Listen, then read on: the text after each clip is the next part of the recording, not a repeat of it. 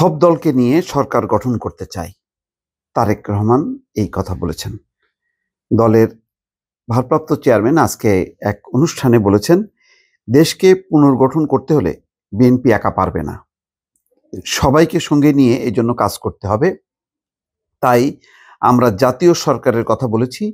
আন্দোলনরত যে দলগুলো ছিলাম, একসঙ্গে আমরা আন্দোলন করেছি। আমরা চাই সব দলকে নিয়ে এমন একটি সরকার গঠন করতে, যাতে মানুষ তাদের মতামত রাখতে এবং সবাই মিলে কাজ করতে পারবে। এই প্রসঙ্গে আমার একটা জানার ইচ্ছা যে, সব দল মানে যদি অন্তত বড় কয়েকটি রাজনৈতিক দল ধরি, যে বিএনপি তো বটেই, তারপরে জামাত ইসলাম, তারপরে বাম গণতান্ত্রিক দল সহ অন্যান্য দল আছে।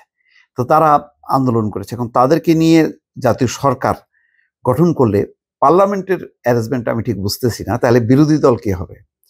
বিরোধী আসনে কে বসবে? এটি হচ্ছে আমার কাছে প্রশ্ন।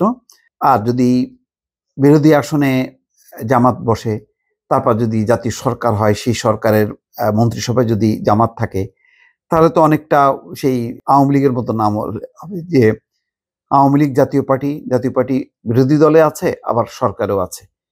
এই ফরমেশন আমি পরিষ্কার না। তবে লক্ষ্যটা যেটা, সেটা খুবই অসাধারণ, যে সব দলকে নিয়ে দেশটা পুনর্গঠন করতে হবে। আসলেই তাই। এখন যে কাজটা চলছে সেটাও কিন্তু পুনর্গঠন। সেই 15 বছরের জঞ্জাল, 15 বছরের ধ্বংস, অর্থনীতি, রাজনীতি, সংস্কৃতি সব ক্ষেত্রে এটাকে মেরামত করা, এটা চারটিখানি কথা না। মানে আপনি ধরেন নতুন বাড়ি নির্মাণ করা খুব সহজ, কিন্তু একটা বাড়ি যদি ধ্বংস হয়ে যায়, ওটাকে রিবিল্ড করা খুব কঠিন কাজ। সেই কাজটা কিন্তু অন্তর্বর্তী সরকার কিছু দূর করবে। তারপর তারা বলেছে যে আগামী বছর নাগাদ হচ্ছে নির্বাচন হবে। তো ঠিক আছে, আগামী বছর না হয় বাদ দিলাম, আগামী বছরের শেষে ডিসেম্বর অথবা জানুয়ারি এই সময়ও যদি হয়, তাহলে এই সময়ের মধ্যে এই অন্তর্বর্তী সরকার পক্ষে সম্ভব না সব কাজ শেষ করতে। এটা একাধিক উপদেষ্টা কিন্তু ঘুরে ফিরে কিন্তু বলছেন যে খুব শীঘ্রই রাজনৈতিক সরকার আসছে, আগামী বছরই সেটা।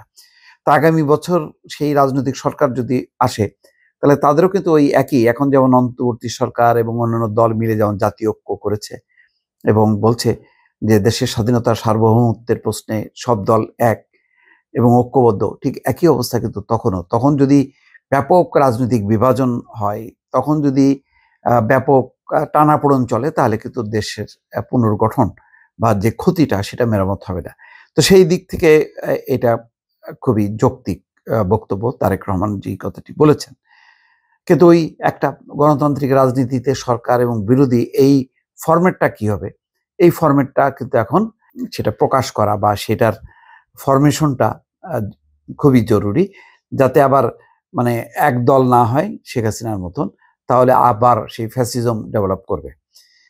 রোববার বিকেলে রংপুরে রাষ্ট্র সংস্কারে বিএনপির 31 দফা সংক্রান্ত এক কর্মশালায় ভার্চুয়ালি অংশ নিয়ে প্রধান অতিথির বক্তব্যে তিনি এই কথা বলেন।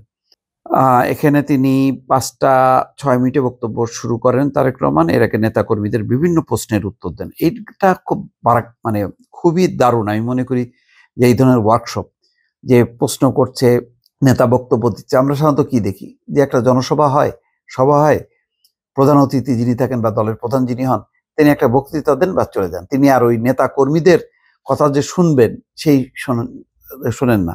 এটা এক ধরনের ওয়ার্কশপ হচ্ছে বা ওরিয়েন্টেশন হচ্ছে। 31 দফার যে গুরুত্বটা কি, সেটা তুলে ধরা হচ্ছে। তার প্রেক্ষিতে নেতা কর্মীদের যদি কোনো প্রশ্ন থাকে, সেই প্রশ্ন তিনি করছেন, তার উত্তর দিচ্ছেন, তারপরে বক্তব্য দিচ্ছেন।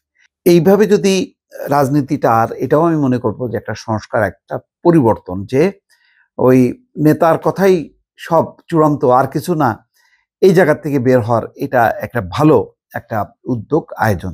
দর্শক ভালো থাকবেন। আল্লাহ হাফেজ।